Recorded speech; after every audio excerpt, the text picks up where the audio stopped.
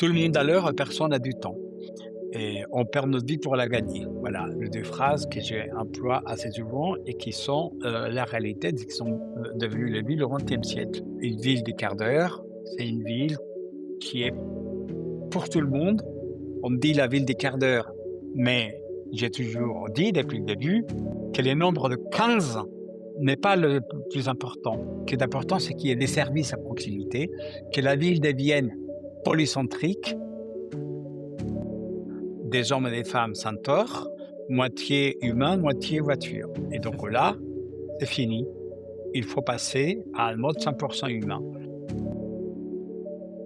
Je l'avoue, puisque ces attaques ont été extrêmement violentes, allant jusqu'à des menaces de mort et me mettant à moi et ma famille donc sous surveillance policière dans certains contextes particuliers. Bienvenue sur Daily Green, le podcast dédié à la nature en ville. Je m'appelle Hicham Ennakla et toutes les 2 semaines, je vous invite à parcourir la ville et partager un moment avec celles et ceux qui font de nos villes des lieux plus vivants, plus verts, sensibles à la santé et à la cohésion sociale. Bienvenue sur Daily Green. Bonjour Carlos Moreno, je suis ravi de vous accueillir pour cet nouvel épisode. Comment vous allez dans un premier temps? Bonjour et je vais très bien, merci beaucoup. Qu'est-ce que doivent savoir les auditeurs de Daily Green sur vous pour mieux comprendre votre parcours? Eh bien, c'est un parcours, de quelqu'un qui est né, en Amérique du Sud, qui est arrivé jeune à l'âge de 20 ans, en France, à Paris et j'habite depuis 46 ans dans cette ville absolument magnifique et j'ai pu, dans cette ville, faire mes études et mon parcours, professionnel. Je viens d'un monde, différent à celui des villes à l'origine, donc les mathématiques et l'informatique. Mais depuis 25 ans, je travaille sur les problématiques des villes. Au départ sur les ce qu'on appelle les villes intelligentes que j'ai quittées par la suite, puisque j'ai trouvé que la technologie ne pourrait jamais, reconfigurer les villes face aux grands défis et donc je me suis mis à travailler sur une ville, beaucoup plus humaine, c'est ce qui m'a amené à, la situation actuelle où mes concepts font le tour du monde dans cette voie d'une ville, qui face aux grands défis se reconfigure, d'une manière, plus, habitable pour les uns les autres et tous les vivants. Si on revient un peu à votre, jeunesse, vous avez grandi donc à Cali, dans le sud-ouest de la Colombie et vous dites que vous avez grandi dans une rue qui appartenait à tout le monde. Ça veut dire quoi exactement une rue qui appartient à tout le monde? Oui, effectivement, j'ai grandi, j'ai vécu jusqu'à l'âge de 20 ans. Et effectivement, ma ville, en Colombie, bien que ça soit celle de ma naissance, c'est Cali qui est une ville qui se trouve sur le sud-ouest, qui est pratiquement sur les tropiques, ce qui signifie qu'il fait chaud toute l'année et déjà à l'époque, il en faisait chaud, il faisait chaud et ce sont des villes où, les gens vivent dehors et on voit toutes ces images où les gens, et les adultes jouent dans des jeux de société sur le trottoir, les enfants à l'époque, nous jouions au football et tout un tas de choses qui jouent, les gosses dehors. Il y a des arbres, on montait dans les arbres, et on prenait les fruits qui étaient dans les arbres, mais également, pour aller à l'école ou en revenant de l'école. Voilà, donc c'était une vie, je parle effectivement des années 70 à 79 et où dans ces pays et la vie du quartier était le cœur de la socialisation.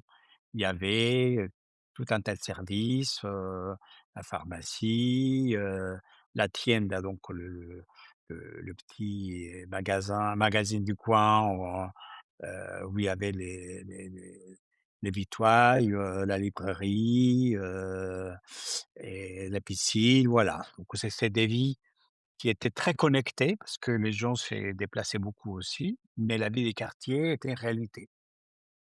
Et quand vous repensez un peu à cette époque, est-ce qu'il y a un moment pour vous où vous vous êtes dit, en arrivant peut-être en Europe, heu, la ville, on ne peut plus continuer à la penser, comme avant? Pas en arrivant en Europe, parce que je suis arrivé à des conditions qui étaient un peu difficiles, parce que je suis, c'est connu aussi, et il fait partie de ce qu'on appelle les réfugiés, et à l'époque, j'avais 20 ans, j'étais un jeune réfugié. Et donc, en arrivant, j'avais pas du tout la vocation de travailler sur les villes. J'avais déjà à me reconstruire, parce qu'un réfugié, c'est par définition quelqu'un qui est déraciné par rapport à son lieu, d'origine, et qui doit refaire sa vie, dans un lieu qu'il connaît pas, où il connaît pas ni la langue, ni les mœurs, qui n'a pas de connexion, où on connaît personne, où voilà, où on est, en quelque sorte, est lié à son sort. Voilà, en arrivant en Europe, non, j'avais pas du tout, une vocation quelconque pour réfléchir sur les problématiques urbaines. C'est peu à peu dans mon cheminement, d'étudiant, quand j'ai donc commencé à travailler sur des problématiques scientifiques, et d'abord les mathématiques et l'informatique, des disciplines comme la robotique, et peu à peu, je suis venu aux villes parce qu'il y a eu cette, heu, démarche de mettre au service des villes une certaine intelligence, que ça soit hardware ou software, donc des éléments de matériel ou des logiciels, pour essayer de faire que les villes soient plus accueillantes, et c'est peu à peu que j'ai pris cette conscience, mais elle est venue, on va dire après la révolution de l'internet, après les années 2000. D'accord. Alors, vous êtes, le concepteur de la ville du quart d'heure. Si vous deviez l'expliquer à un ami autour d'un café, vous diriez quoi? Puis derrière, comme je l'ai dit souvent, parce que j'ai beaucoup d'amis et je prends beaucoup de café, donc et donc ça m'arrive assez souvent, j'ai dit de manière simple, c'est imaginer que autour de nous, dans les endroits que nous fréquentons, parce que ce sont nos endroits d'habitation ou les endroits d'habitation de nos proches, on ait beaucoup de services qui sont, disponibles, et des services de base. C'est-à-dire que, on peut accéder à l'éducation. En France, c'est le cas parce que, l'école dans les villes, c'est tous les 300 mètres, tous les 400 mètres. Mais au-delà, et avoir, des lieux pour faire du sport, des lieux, médicaux pour les soins, ce qu'on appelle les premiers niveaux, donc de soins. On appelait ça autrefois les dispensaires ou les premiers services médicaux, et les services également de bien-être, mental, et des espaces publics, où on puisse, marcher, et des lieux pour accéder à la culture, cinéma, théâtre, voilà. Donc moi j'ai dit, autour d'un café que, une ville des quarts d'heure, c'est une ville qui est pour tout le monde et pour chacun et pour chacune. Pour chacun et pour chacune, parce que je suis jeune, j'ai besoin de certains services différents en priorité à ceux des personnes âgées, des femmes enceintes, des femmes avec 3 enfants, d'un couple avec enfants. Donc chacun doit avoir accès à ces services-là, le plus proche pour aller à pied, pour aller en vélo ou en utilisant les transports en commun. Ce qui signifie que dans une ville, si c'est pour tous et pour chacune et pour chacun, ils doivent être partout. Voilà. Donc c'est quand même assez simple comme concept, puisqu'il s'agit de régénérer la ville avec des services, avec la possibilité d'avoir aussi des sources de travail qui ne nous fassent pas traverser toute la ville tous les jours, et qu'on soit déconnecté de sa famille, de ses lieux d'habitation, avec des quartiers uniquement pour dormir, et une ville, voilà, dans laquelle la vie est des retours, ce qui n'est pas le cas aujourd'hui. Donc on comprend bien qu'en fait, ça va nous permettre de moins nous déplacer, mais qu'est-ce qu'on gagne vraiment au quotidien pour, les personnes de différentes générations? Enfin, en tout cas, de différents âges? Et ce qu'on va gagner, c'est de la qualité de vie, parce que si on a à côté de nous pas uniquement les boulangers, ce qui est assez normal, on est habitué à ça, mais si on a, tous ces services, de base que j'ai pu évoquer, ça veut dire que elle est à portée de main et je n'aurais pas à me déplacer, loin pour y accéder. Ça veut dire que non seulement j'ai accès à ces services, mais je vais gagner du temps. Je veux gagner du temps parce que je n'ai pas à passer ma vie dans des transports pour aller et faire, la démarche d'accéder à ces services. Mais on va gagner également en santé parce que je vais pouvoir marcher, je vais pouvoir faire du vélo et toutes les études scientifiques et c'est amplement documenté, montrent que un exercice physique de minimum 20 minutes par jour diminue la morbidité, d'un pourcentage, assez important. Un exercice physique diminue l'obésité, les maladies cardiovasculaires, oxygène, les cerveaux, et nous permet d'avoir une meilleure santé physique et une meilleure santé mentale. En plus, si on se déplace, à pied ou en vélo par transport en commun, on va produire moins de CO2 que quand on le fait en voiture. Donc c'est bon parce qu'il y a, une manière concrète de réduire, les effets du changement climatique et en plus, l'air qu'on va respirer va être beaucoup plus sain parce qu'il y aura pas les particules fines. En tout cas, on va réduire les particules fines, 2,5 et 1,5 NO2 qui sont extrêmement nocifs pour la santé. On appelle ça les sucres de la ville. Les sucres de la ville, parce que les sucres, on le mange comme ça et on ne s'en rend pas compte et au bout de 5 ans, 6 ans, 10 ans, on a des maladies graves ou, de la diabète ou autre, voilà. Les particules fines, c'est pareil. On ne se rend pas compte, on les respire, mais au bout de 5 ans, 7 ans, 10 ans, on a des voilà, donc on est gagnant Ouais. et par tous les bouts. Moi, je me posais une question. On comprend bien qu'au fond, la ville du quart d'heure cherche aussi à réduire la dépendance à la voiture, parce que forcément, en réduisant un peu les temps de trajet. Mais est-ce que le simple fait de tout avoir plus proche de soi, permet de changer les habitudes justement, liées à la voiture? Quand on sait, par exemple qu'en agglomération, 40 des trajets effectués en voiture font moins de 3 kilomètres. Oui, c'est même plus, l'enquête de mobilité de l'ADEME évoque 53 des trajets pour au moins des 6 kilomètres. Vous avez parfaitement raison, c'est-à-dire que au 21e siècle, en 2026, c'est-à-dire qu'on vient de basculer dans le 2 quart, du 21e siècle et on continue à vivre comme au 20e siècle, c'est-à-dire les siècles qui a vu naître la voiture. La première voiture a été produite en 1920 dans les années 30 et après la Deuxième Guerre mondiale, la voiture est devenue omniprésente dans le monde entier et les villes se sont reconfigurées pour être au service de la voiture, pour aller vite et aller loin et on a fait que la construction de la ville et la fabrication de la ville soient liées à, des zones, précises, indépendantes les unes des autres.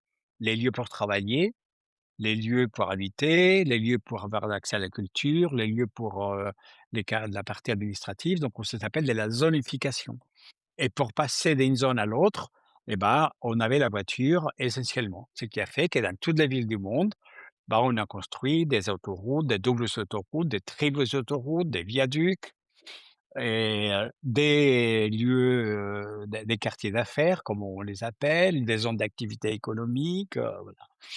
Et à partir de là la voiture est devenue l'axe, essentiel des utilisations, de la voirie, puisque la voirie est devenue au service de la voiture. Dans beaucoup des villes, majoritairement, la voirie est pour les voitures.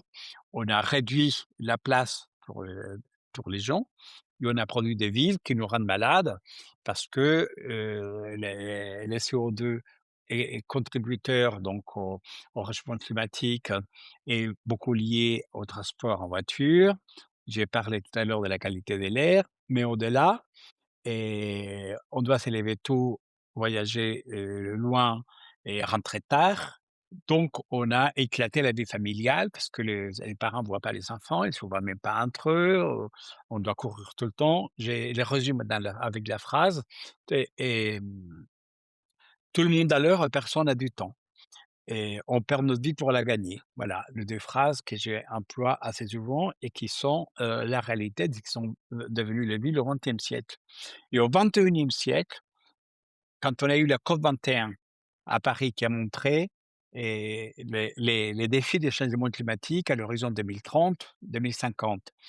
Quand on voit tous les jours les effets des changements climatiques partout dans le monde, quand on voit les vagues de chaleur, quand on voit les inondations, quand on voit la perte de la biodiversité, quand on voit difficultés que nous avons à avoir une vie qui soit normale par les événements qui se produisent, on ne peut plus continuer à vivre autour de la voiture. On est devenu, je l'ai dit aussi souvent, des hommes et des femmes sans tort, mais les modernes sans tort, moitié humain, moitié voiture. Et donc là, c'est fini. Il faut passer à un mode 100% humain. Des hommes et des femmes sans tort, mais les modernes sans tort, moitié humain, moitié voiture. Et donc là, c'est fini. Il faut passer à un mode 100% humain. Et on le voit aujourd'hui. On est en train de parler, et ce n'est pas un poisson d'avril. Il y a la guerre actuellement dans les Moyen-Orient qui a été enclenchée contre l'Iran et la crise énergétique est liée au pétrole. Et on voit les effets systémiques. Donc, concerne le pétrole, les barils de pétrole a dépassé les 110 euros, 110 dollars aujourd'hui.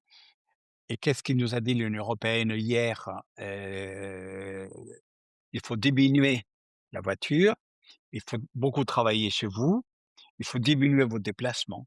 Voilà, ça fait des années qu'on le dit, qu'on va vers une crise systémique par l'extrême dépendance de la voiture, par notre manière de vivre et de travailler qui nous rend dépendants de la voiture et par nos propres habitudes qui sont liées à la voiture. Et c'est l'Union européenne qui dit hier, attention là, on va vers une crise énergétique majeure, il va falloir diminuer l'utilisation de la voiture. Et c'est pareil en Asie, c'est pareil en Amérique latine, parce qu'on ne sait pas où on va avec cette crise, qui n'est fait que montrer que nous avions raison depuis longtemps sur la dépendance aux énergies fossiles et dans les villes aux voitures.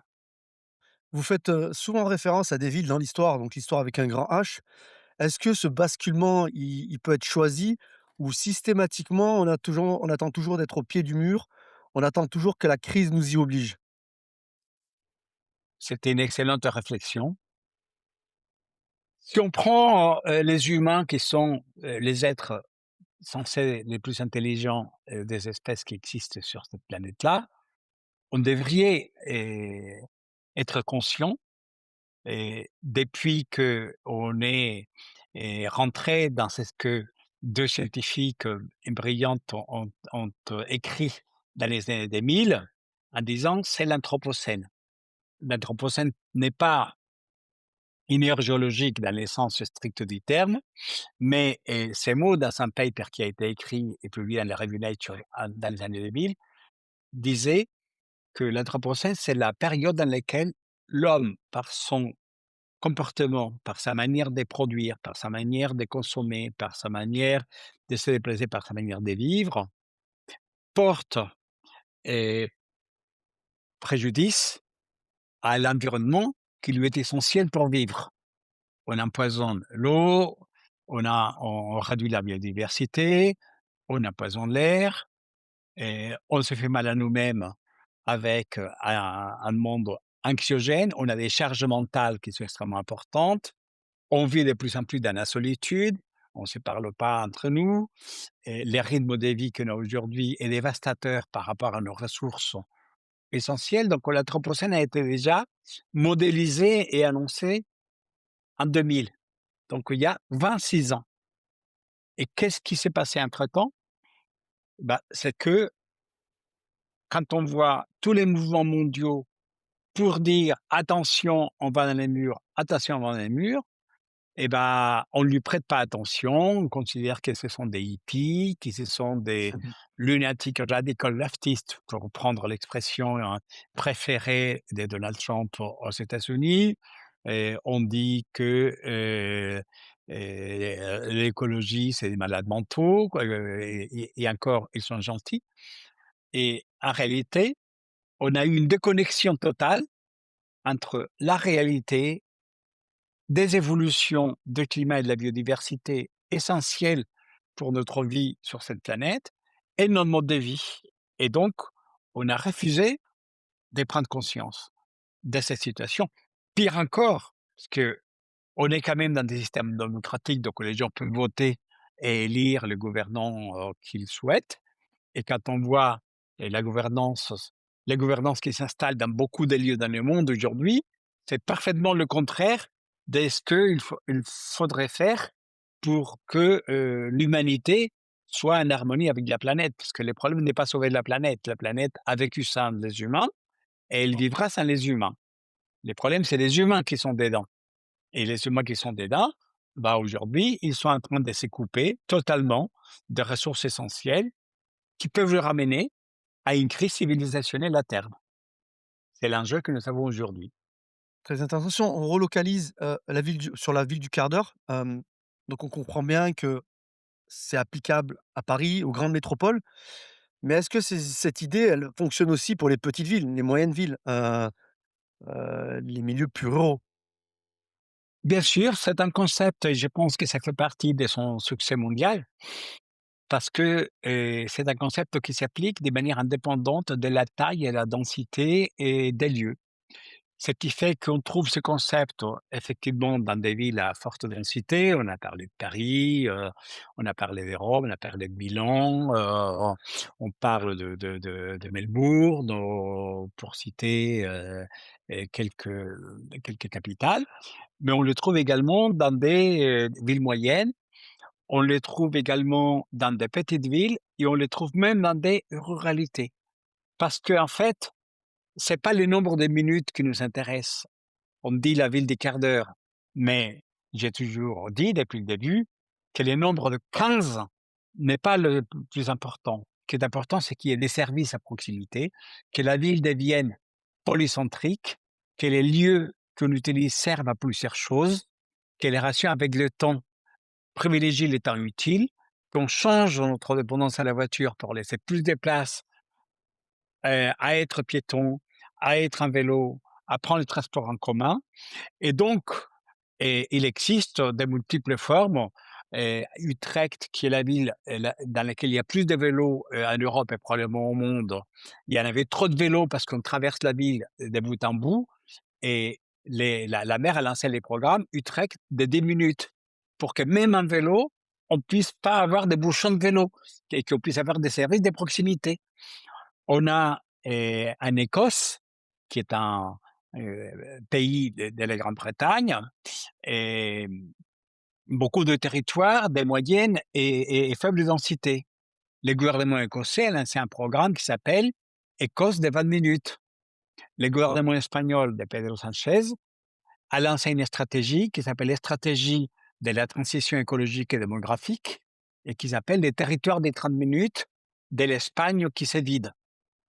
En Pologne, qui est un des grands pays de l'Europe, on n'a pas uniquement des villes comme Varsovie ou Poznan, mais on a des toutes petites villes de quelques milliers d'habitants. Plečova, qui est une ville de 15 000 habitants, elle est exemplaire dans ce qu'ils sont en train de faire.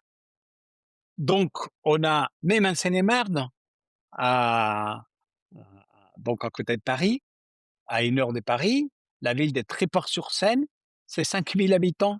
Et le maire Jean-Michel Maurer a fait quelque chose d'absolument superbe. La communauté de communes des Béthune-Bruay, je salue son maire de Béthune, Olivier Gacquer, il fait un projet de territoire basé sur la proximité. C'est un 32 communes, 262 000 habitants, la ville-centre Béthune qui fait moins de 30 000 habitants, et c'est un projet de territoire basé sur la proximité. Et je peux dire la même chose dans plein de lieux dans le monde entier.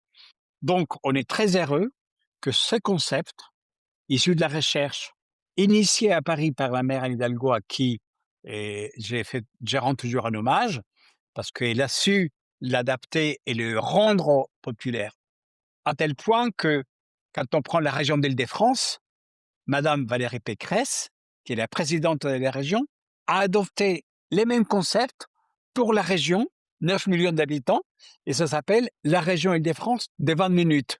Et que j'ai le plaisir d'avoir travaillé avec Madame Hidalgo pour transformer Paris, et j'ai le plaisir de travailler avec Madame Pécresse autour de la région des 20 minutes. Vous voyez, donc non seulement c'est indépendant de la taille et la densité, mais ça s'applique partout où les gouvernances locales, maires, présidents de métropole, présidents des régions, gouvernements nationaux, veulent tout simplement rentrer dans le 21e siècle pour vivre autrement, parce qu'on ne peut pas au 21e siècle continuer à vivre comme on a vécu au 20e siècle. Ce n'est plus possible. Nos villes et nos territoires ne sont pas durables et on va dans le mur et on le voit tous les jours. Et on le voit encore plus avec cette guerre qui frappe aujourd'hui le monde, où on nous dit tous les jours, la crise énergétique va être très grave.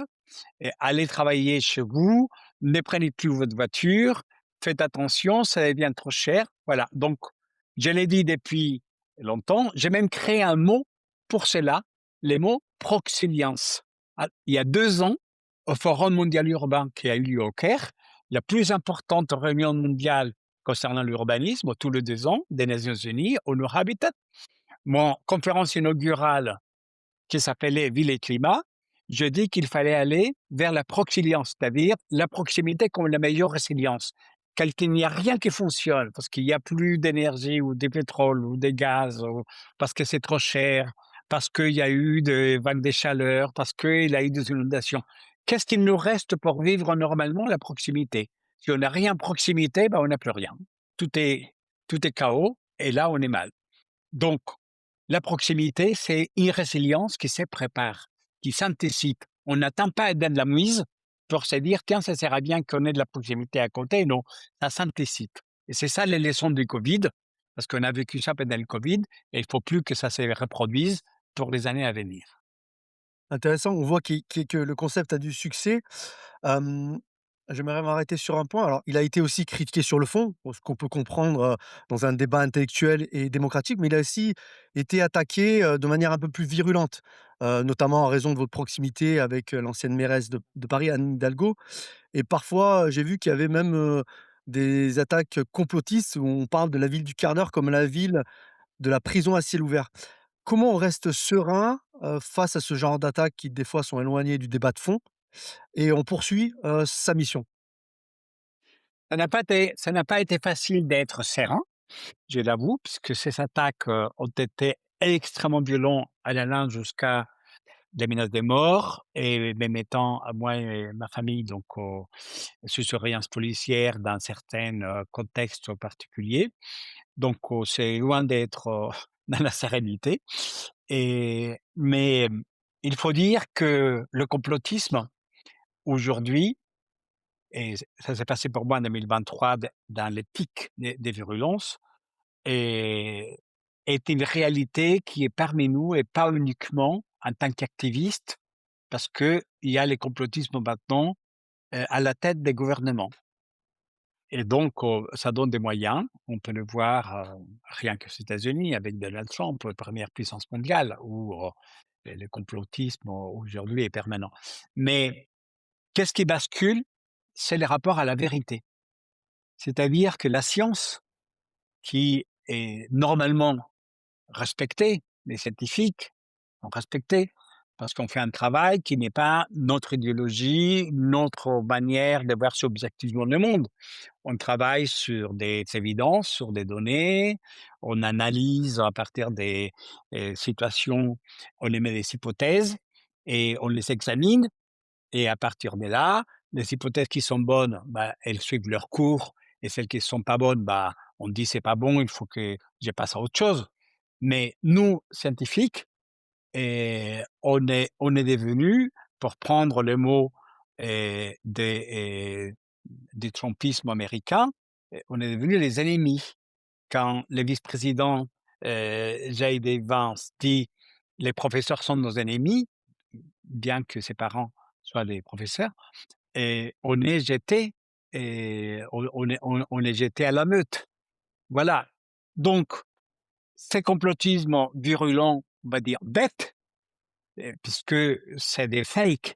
Quand on dit Moreno et Pol Pot et Staline, il veut que personne bouge de chez soi, et personne peut sortir de son périmètre.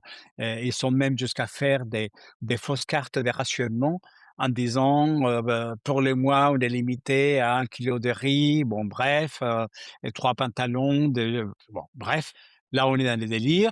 Quand on dit et les covid, c'était une arme biologique et les vaccins, c'est pour s'injecter des puces, 5G pour contrôler le cerveau et tout ça, c'est les gouvernements mondiaux occultes, c'est les Fonds monétaires international et Moreno est un employé des Fonds monétaires international et pendant la nuit, c'est un lézard et le lendemain, c'est un humain.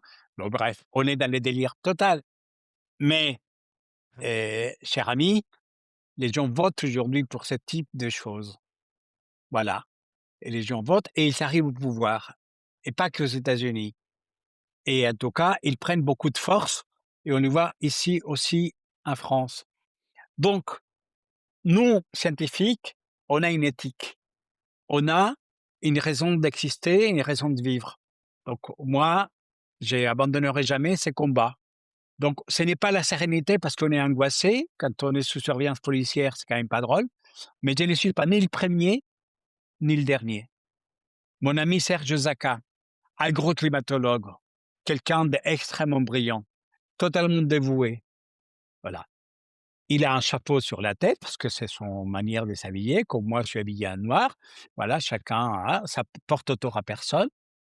Serge, il est sous surveillance policière, je pense que ça fait 1 an.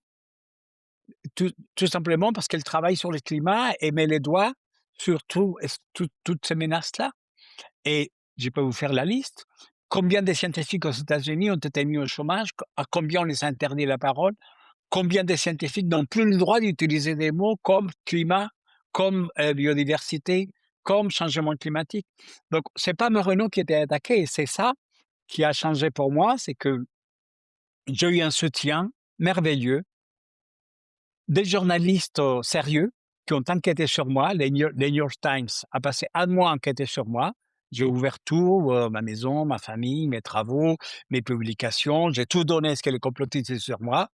Et ben, les New York Times a publié une page pleine dans les papers, ce qui est rare, plus le website, dans lequel il disait Carlos Moreno est devenu l'ennemi numéro 1 des complotismes. Et ils disent c'est complètement irrationnel. Et à partir de là, toute la presse mondiale les grands journaux et les grands médias, effectivement, se sont mis de mon côté et ont pris ma défense et je les salue et je les remercie. Et mes collègues scientifiques du monde entier, et il y a un collègue hollandais qui a fait une pétition de soutien et qui a dit il faut protéger Moreno parce qu'il faut protéger tous les scientifiques, c'est le droit à la recherche, je ne fais pas de polémique. Je propose une autre manière de vivre, ça, tout simplement. Après, on est d'accord, on n'est pas d'accord, on peut discuter entre nous, entre scientifiques, Bien sûr. mais Mmh. pas en menaçant les gens, en les insultant. Et ça s'est passé à Paris. J'ai eu à Paris, ici où j'habite, ces fameux mouvements qui s'appellent Saccage Paris, qui sont allés jusqu'à dire Carlos Moreno est une personne violente qu'on va envoyer dans son pays. Sauf que mon pays, c'est la France, que je suis Oui. français, et naturalisé depuis 40 ans. Et donc, il disait, on va remettre Moroni dans son pays. Voilà, c'est de la bêtise, finalement. Voilà.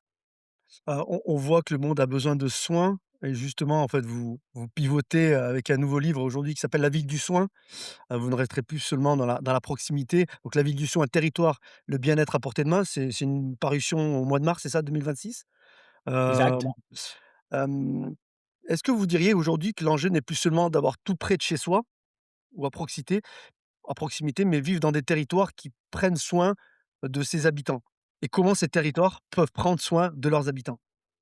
Absolument. Je voulais écrire le livre La ville du soin, qui a un sous-titre, Territoire et bien-être à portée de main, pour expliquer que la question, ce n'est pas uniquement avoir des services de proximité, mais se porter bien physiquement et dans sa tête. Que la qualité de vie passe par des gens qui se portent bien. Et que quand on dit comment ça va, c'est comment ça va dans son corps et dans sa tête. Et que donc, avoir des services de proximité est une manière d'améliorer son bien-être. Mais que ce bien-être, on doit en permanence l'avoir dans les meilleures conditions.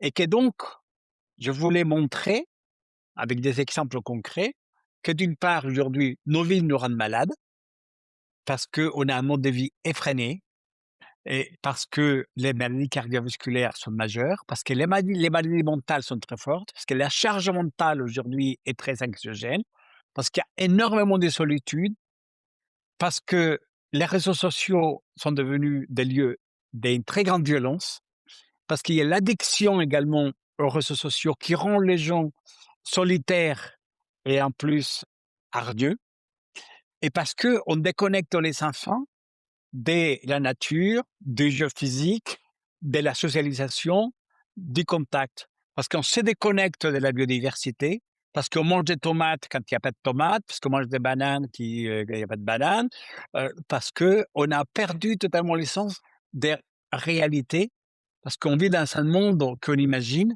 et en réalité, et ce monde-là, aujourd'hui, il est complètement laissé ouvrir sous nos pieds.